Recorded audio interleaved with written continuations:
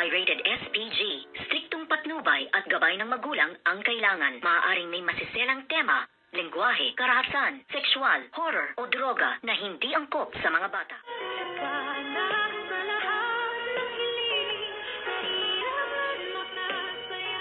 Good morning and welcome sa aking munting channel. Gulong-gulo na nga itong si Madam Chantal at ang kanyang dalawang alalay kasama nga ang bruha niyang apong si Zoe kung paano nila maililigtas itong ang demonyitang si Moira. Kung kaya agad-agad niyang sinabi dito kay Gilbert na ano na ba ang resulta ng kanyang tinatawagan, yung sinasabi niyang kaibigan na marunong nga sa laptop or sa computer para matrace kung nasaan nga ang farm kung saan pinapahirapan itong ang demonyitang si Moira na talagang napakaraming ahas. At nasabi nga ng sekretary nitong ang si Miss Giselle Tanyag na paano kung matuklaw siya ng mga ahas ay wala silang gamot at wala silang nakaantabay na ambulansya. Baka naman daw pwedeng parusahan itong ang demonyitang si Moira sa ibang paraan na huwag lamang kasama ang mga ahas na katulad nitong ang demonyitang si Moira. Ngunit nasabi nga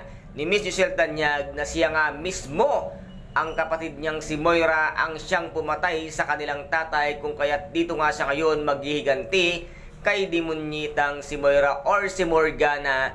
Ngunit walang kalam-alam itong si Miss Giselle Tanyag na itong ang si Morgana at si Moira ay iisa at ano rin kaya ang gagawin nila once na malaman nga ang katotohanan na ito palang pinaparusahan ngayon ni Miss Giselle Tanyag na si Morgana ay si Moira din. At biglang ang darating itong ang si Doc RJ at si Dr. Annalyn Santos na siyang pipigil sa kanyang ginagawang pagpaparusa dito nga sa demonyitang si Moira.